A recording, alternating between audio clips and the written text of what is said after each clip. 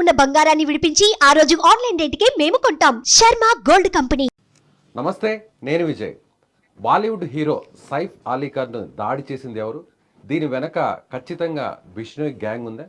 అసలు దీని గురించి మాట్లాడదాం. జనరల్గా ముంబైలోనే ఇలాంటి అటాక్స్ ఎందుకు జరుగుతాయి? ముఖ్యంగా హీరోలపైనే ఈ దాడులు ఎందుకు జరుగుతున్నాయి? దీని గురించి మాట్లాడదాం. మనతో పాటు లైవ్ కాల్లో ఉన్నారు మాజీ సిబిఐ జేడీ లక్ష్మీనారాయణ గారు. సార్ నమస్తే. సార్ నమస్తే అండి విజయ్ గారు. ముంబైలో మీరు ఆల్రెడీ వర్క్ చేశారు. అసలు ఎలా ఉంటుంది సార్ అక్కడ కండిషన్? ఎలా ఉంటుంది అంటే బాలీవుడ్ హీరోస్ కావచ్చు, యాక్టర్స్ కావచ్చు, లేదంటే కొంతమంది బిజినెస్ మ్యాన్స్ని ఇలా రకరకాలుగా బెదిరింపులు వస్తుంటాయి. ఇక్కడ ₹1,00,00,000 డిమాండ్ చేశాడు ఈ దుండగుడు అనేటువంటి వార్త కూడా వింటున్నాం. కరెక్టే అంటారా ఇది? ముంబైలో మేము పనిచేసేటప్పుడు గ్యాంగ్ వార్ అన్నది అప్పుడు ఇబ్రహీం గ్యాంగ్ అని, చోటా షకీల్ గ్యాంగ్ అని, చోటా రాజన్ గ్యాంగ్ అని, ఈ విధంగా 3-4 గ్యాంగ్స్టర్స్ వీళ్ళు వాళ్ళ గ్యాంగ్స్తో ఆపరేట్ చేస్తూ ఉండేవాళ్ళు. సో ఆ విధమైన పరిస్థితి క్రమక్రమంగా తగ్గిపోయింది. ఆ తర్వాత ఈ మధ్యలో ఈ విధమైన కాల్, ఇంతకుముందు బాబా సిద్దికీ అని ఒక పొలిటీషియన్ ఒక మర్డర్ జరిగింది. ఆ తర్వాత నిన్న చూస్తే సైఫ్ అలీ ఖాన్ మీద ఈ విధంగా నైఫ్తో అటాక్ చేయడం జరిగిందని నేను విన్నాను. సో ఈ విధంగా చూసుకుంటుంటే అక్కడ ఉన్న జనరల్గా ఈ క్రిమినల్స్ వీళ్ళందరూ కూడా బాలీవుడ్ మీద ఎందుకు పడతారంటే వాళ్ళ దగ్గర నుంచి ఎక్స్టార్షన్ చేస్తారు. అంటే భయపెట్టి వాళ్ళ దగ్గర నుంచి డబ్బులు రాబట్టడానికి వీరందరూ కూడా ప్రయత్నిస్తుంటారు. ఈవెన్ పొలిటీషియన్స్ కావచ్చు వీళ్ళ దగ్గర. కాబట్టి ఇటువంటిది ఈ మధ్య కాలంలో చాలా తగ్గిపోయింది. కానీ ఈ మధ్య అంటే బాబా సిద్దికీ తర్వాత నిన్న ఇన్సిడెంట్ వీటి వల్ల మళ్ళా ఏం జరుగుతోంది, తర్వాత సల్మాన్ ఖాన్కి ఆ విధంగా థ్రెట్స్ రావడము, సో ఈ విధమైన పరిస్థితులు అనేవి కూడా మనం చూసాం. సో ఈ బ్యాక్గ్రౌండ్లో ఈ సైఫ్ అలీ ఖాన్, ఎందుకంటే వారి ఇంటి మీదే, ఇంటి పరిసరాల్లోనే వాళ్ళ అటాక్ జరిగిందని కూడా నేను విన్నాను. అంటే ఆ వ్యక్తి ఎవరైతే ఉన్నారో వాళ్ళ సీసీటీవీ కెమెరాలో కూడా ఆ వ్యక్తి యొక్క ఇమేజెస్ అవి దొరికాయన్నారు. మరి ఇప్పుడు అతన్ని పట్టుకుంటే తప్ప ఈ విషయంలో ఏం జరిగింది అన్నది, ఆ తర్వాత ఆయనకి ఏదైనా ఫోన్ కాల్స్ వచ్చినప్పుడు అవి చేసి మామూలుగా విశ్లేషణ చేసిన తర్వాత, అనాలిసిస్ చేసిన తర్వాత ఈ కేసు వెనకాల ఎవరున్నారన్నది బాంబే పోలీసులు నిర్ధారిస్తారు. సో ఆ విధంగా ఎంక్వైరీ జరుగుతుంది. ఐ థింక్ లోకల్ డీసీపీ కూడా టీవీలో మాట్లాడినట్టు నేను చూశాను. సార్ ఆల్రెడీ మీరు చాలా కేసెస్ను కూడా, మీరు ఛాలెంజింగ్ కేసెస్ అంతా కూడా మీరు సక్సెస్ఫుల్గా సాల్వ్ చేశారు. అంటే ఈ కేసులో చూస్తే ఒక దొంగ ఆ స్థాయిలో అక్కడికి వెళ్ళి, అందులోనూ సైఫ్ అలీ ఖాన్ మీద నేరుగా కత్తితో దాడి చేసేటువంటి పరిస్థితి ఉంటుందా? దీని వెనక ఏదన్నా కుట్రే ఉందనుకోవచ్చా? అంటే ఇప్పుడు ఏంటంటే ఆ వ్యక్తి అక్కడికి ఎలా వెళ్ళగలిగాడు? జనరల్గా ఈ బాలీవుడ్ స్టార్స్ ఇంటి ముందు సఫిషియెంట్ ప్రొటెక్షన్ కూడా ఉంటుంది. వాళ్ళు స్వయంగా కూడా వెళుతున్నప్పుడు బౌన్సర్లు ఇలాంటి వ్యవస్థ కూడా పెట్టుకుంటారు. ఎవరికైతే థ్రెట్ పర్సెప్షన్ ఉంటుందో వారికి ఈవెన్ పోలీసులు కూడా ప్రొవైడ్ చేయడం జరిగింది. మరి ఈ సైఫ్ అలీ ఖాన్ సందర్భంలో ఆయన సెక్యూరిటీ ఏ విధంగా ఉంది అన్నది కూడా వాళ్ళు అనలైజ్ చేయాలి. తర్వాత ఈ వ్యక్తి అక్కడి వరకు ఎలా వెళ్ళగలిగాడు, ఇతను ఏమన్నా ఆ ఇంట్లోనే పనిచేసే వ్యక్తి, అది కూడా ఒక అనుమానం. తర్వాత ఈ ఒక్క వ్యక్తి చేయడం వెనకాల ఇంకా ఎవరైనా ఉన్నారా అన్నది కూడా చూడాలి. ఎందుకంటే ఆ వ్యక్తి యొక్క ఫోన్ కాల్ అనాలిసిస్ కానీ, ఆ వ్యక్తి ఎక్కడ ఉంటున్నాడు, తర్వాత ఆ పరిసర ప్రాంతాల్లో అతని మిత్రులు, డీటెయిల్డ్ ఇన్వెస్టిగేషన్ ద్వారా ఈ విషయం తెలుస్తుంది. సో దానికి పోలీసులు ఆల్రెడీ వాళ్ళు రంగంలోకి దిగారు. వారు ఈ విధంగా అనాలిసిస్ అవన్నీ కూడా చేస్తుంటారు. సో దీని వెనకాల ఏదైనా కుట్ర ఉందా, ఈ కుట్రకు ఆద్యులు ఎవరు, తర్వాత సైఫ్ అలీ ఖాన్ని టార్గెట్గా తీసుకోవాల్సిన అవసరం ఏముంది, ఇవన్నీ కూడా అనలిస్ట్ చేయాలి. చేస్తే తప్ప ఇన్వెస్టిగేషన్లో ఫైనల్గా ఎవరెవరు ఉన్నారు, దీని వెనకాల కుట్ర ఉందా, లేకుంటే ఈ వ్యక్తి మానసిక స్థితి ఏంటి. కొంతమంది ఏంటంటే వార్తల్లోకి రావడానికి కూడా ఇటువంటి ఇన్సిడెంట్స్ చేస్తుంటారు. కొంతమంది ఏదైనా ఒక ఈ విధమైన ఒక సెన్సేషన్ క్రియేట్ చేసి దాని ద్వారా తెలియాలి అని చెప్పేసి, ముఖ్యంగా ఈ సోషల్ మీడియా ప్రభావితమైన ప్రస్తుత సమాజంలో ప్రతి ఒక్కరు కూడా వాళ్ళ ప్రామినెన్స్ని, వాళ్ళ ఉనికిని చాటుకోవడానికి ఏదైనా చేసినా పర్వాలేదు. అందుకనే మనం చూస్తుంటాం పిల్లలు స్టంట్స్ చేస్తుంటారు, రకరకాల విన్యాసాలు చేస్తుంటారు. అవన్నీ ఎందుకంటే మనం సోషల్ మీడియాలో మనం పాపులర్ అవ్వాలన్న ఒక ఇది కూడా ఉంటుంది. కాబట్టి ఈ హంతకుడు, ఈ వ్యక్తి ఎవరైతే దుండగుడు ఎవరైతే ఉన్నాడో అతన్ని పట్టుకొని అతన్ని అనాలిసిస్ చేసి అతన్ని ఇంట్రాగేట్ చేసిన తర్వాత ఇంకో ఎన్నో విషయాలు తెలుస్తాయని నేను అనుకుంటున్నాను. సో ప్రస్తుతం అతనైతే ఎవరైతే దుండగుడు ఉన్నారో అతన్ని పట్టుకున్నారు పోలీసులు. ప్రస్తుతం విచారణ కూడా చేస్తున్నారు. అయితే ఈ విచారణ పూర్తయిన తర్వాత వాస్తవాలు బయటకు వస్తాయంటారా? అంతే కదండి. ఎందుకంటే అతన్ని ప్రశ్నించిన తర్వాత అతను కొన్ని క్లూస్ ఇస్తాడు. ఆ క్లూస్ ద్వారా ఇంకొకరిని దగ్గరికి వెళుతుంది. వారిని పట్టుకున్న తర్వాత మళ్ళా అలా జరుగుతుంది. కాబట్టి మనం ఏంటంటే ఇన్వెస్టిగేషన్కి టైం ఇవ్వాలి. సాధారణంగా ఎలా ఉంటుందంటే మీడియా ఇమీడియట్గా అతన్ని అరెస్ట్ చేశాడు కాబట్టి అతన్ని మీడియా ముందుకు తీసుకొచ్చి వెంటనే అతన్ని చెప్పి ప్రయత్నాలు చేయమని మీడియా కోరుకుంటుంది. అది మీడియా తప్పు కాదు. ఎందుకంటే మీడియా వాళ్ళు వాళ్ళ మీడియా ద్వారా అనేక విషయాలు ప్రజలకు తెలియాలి అని కోరుకుంటారు.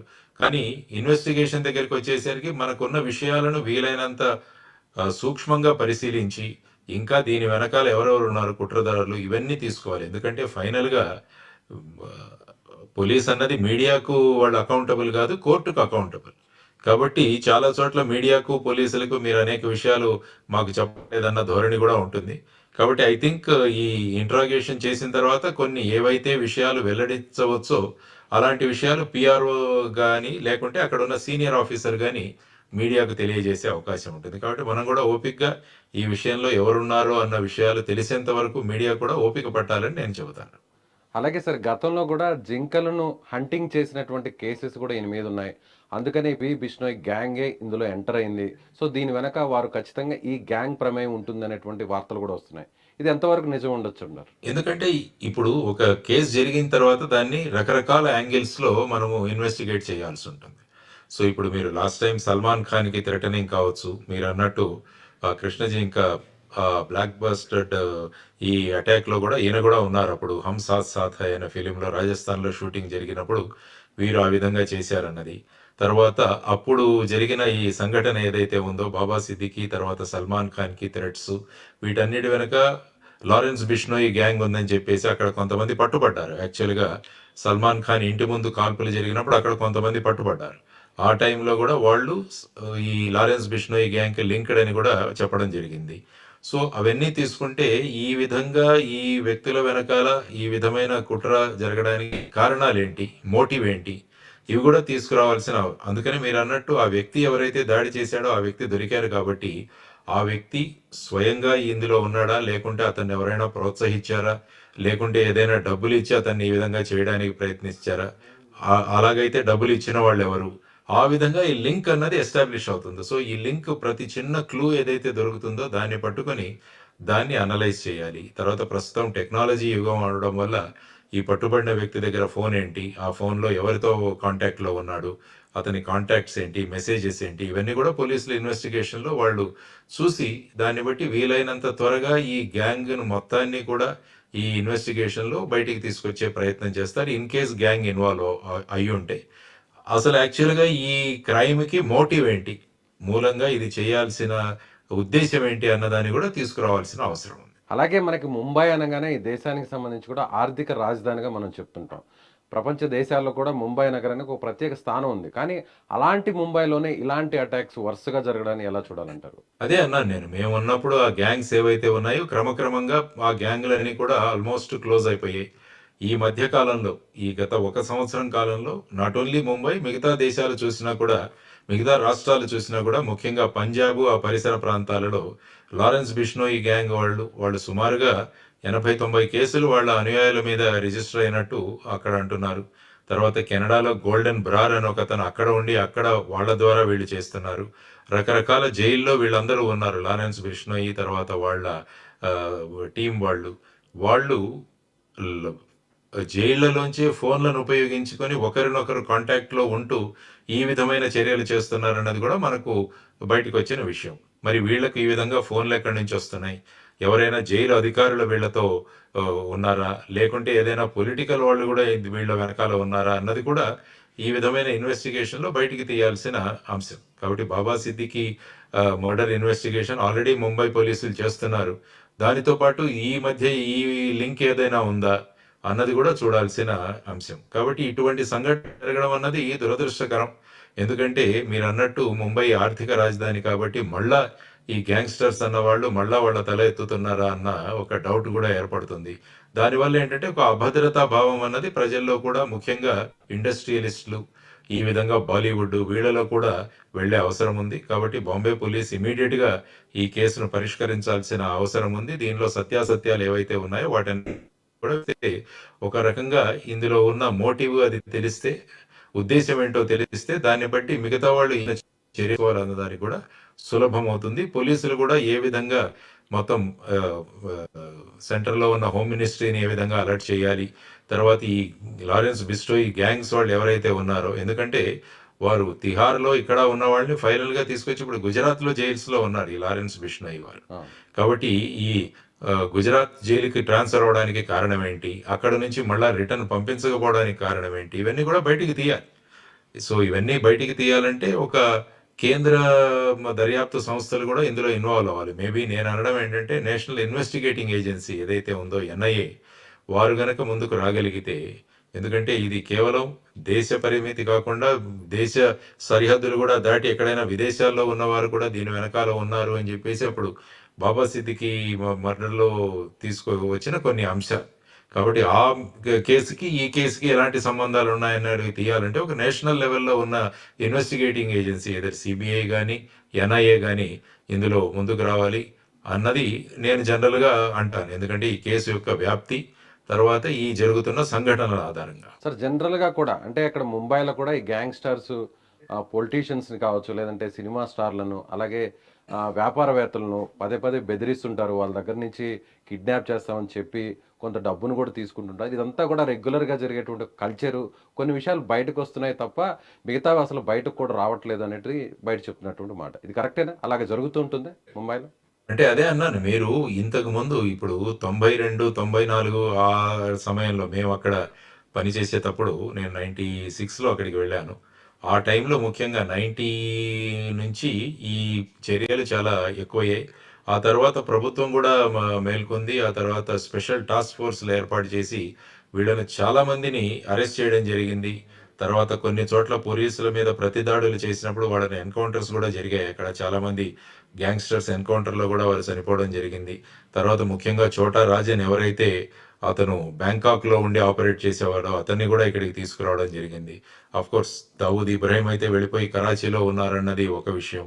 తర్వాత అబూ సలేం ఎవరైతే దావూద్ ఇబ్రాహిం గ్యాంగ్లో ఉన్నారో అతన్ని కూడా తీసుకురావడం జరిగింది. ఈవెన్ హైదరాబాద్ సిబిఐలో కూడా అతను పాస్పోర్ట్ ఫోర్జరీ చేసి తీసుకున్న సందర్భంలో అబూ సలేం, మోనికా బేడీలను వాళ్ళని కూడా లిస్బన్ నుంచి, అంటే పోర్చుగల్ నుంచి తీసుకురావడం జరిగింది ఎక్స్ట్రాడిషన్ తీసుకొని. కాబట్టి పోలీస్, తర్వాత సిబిఐ లాంటి ఏజెన్సీస్ కూడా ఈ గ్యాంగ్స్టర్స్ వీటికి తీసుకోవాల్సిన చర్యలు తీసుకుంటున్నారు. తర్వాత మహారాష్ట్రలో కొత్త చట్టం కూడా తీసుకురావడం జరిగింది. అది ఎంకో అంటారు, అంటే Maharashtra control of organised criminal act అని చెప్పేసి అది కూడా తీసుకురావడం జరిగింది. ఆ చట్టాన్ని అనేక రాష్ట్రాలు కూడా వారికి వాళ్ళు అన్వయించుకున్నారు. సో ఈ విధంగా పోలీసు విభాగం నుంచి, తర్వాత ప్రభుత్వం నుంచి కూడా ఇటువంటి చర్యలు వ్యాప్తి చెందకుండా అనేక ప్రయత్నాలు జరుగుతున్నాయి. చూద్దాం ఈ కేసులో ఈ పట్టుబడిన వ్యక్తి నుంచి ఇంకా ఎలాంటి సమాచారం జరుగుతుంది, ఆ తర్వాత వారి వెనకాల ఉన్న ఎవరైనా ఉన్నారు, ఈ షడ్యంత్రం రచించిన వాళ్ళు ఎవరైతే ఉన్నారో ఇవన్నీ కూడా బయటకు వచ్చే అవకాశం ఉంటుంది. సో ఫైనల్గా ఒక క్వశ్చన్ సార్, ఇప్పుడు ఆల్రెడీ ఈ కేసుకు సంబంధించి ఇన్వెస్టిగేషన్ ఆఫీసర్గా ఎన్కౌంటర్ స్పెషలిస్ట్ దయానాయక్ కూడా ఆయన ఇన్వాల్వ్ అయ్యారు. అంటే ఎన్కౌంటర్ జరిగేటువంటి అవకాశాలు లేకపోలేదనుకోవచ్చా? అలా కాదు. అప్పుడు ఏంటంటే కొంతమందికి ఆ విధంగా వాళ్ళు కొన్ని ఎన్కౌంటర్లో వాళ్ళు ఉండడం వల్ల ఆ ఎన్కౌంటర్ స్పెషలిస్ట్ అని మీడియా వాళ్ళకి పేరు ఇచ్చారు. దయానాయక్ కావచ్చు, తర్వాత ఇంకా మిగతా కొంతమంది అక్కడ ఉండేవాళ్ళు, ఇన్స్పెక్టర్ విజయ్ సాలస్కర్, ఇలా రకరకాల వాళ్ళు ఉండేవాళ్ళు అక్కడ. సో వారందరికీ ఆ విధమైన పేరు వచ్చింది. ఎందుకంటే వీళ్ళు ఇన్వెస్టిగేషన్లో నిష్ణాతులు కాబట్టి. ఈ విధంగా వీరు ముఖ్యంగా దయానాయక్ లాంటి వాళ్ళు బాలీవుడ్ మీద వచ్చిన ఇటువంటి చర్యలు కానీ, ఈ విధంగా థ్రెటనింగ్ కాల్స్ కానీ, వారు ఇంతకుముందు వాళ్ళ అనుభవంతో ఈ వ్యక్తిని ఇంట్రాగేట్ చేయడం ద్వారా వారికి ఉన్న అనుభవంతో వారు త్వరగా ఈ విషయాలు ఎలా జరిగాయి అన్న దాని గురించి అంచనా వేయగలరని ఎక్స్పర్ట్స్ ఎవరైతే ఉంటారో వాళ్ళని కూడా ఇంక్లూడ్ చేయడం జరుగుతుంది. ఆ విషయంలో దయానాయక్ గారిని కూడా ఇందులో తీసుకురావడం జరిగి ఉంటుందని నేను అనుకుంటాను. Right sir, thank you so much. Thank you. నమస్కారం. నమస్తే సార్.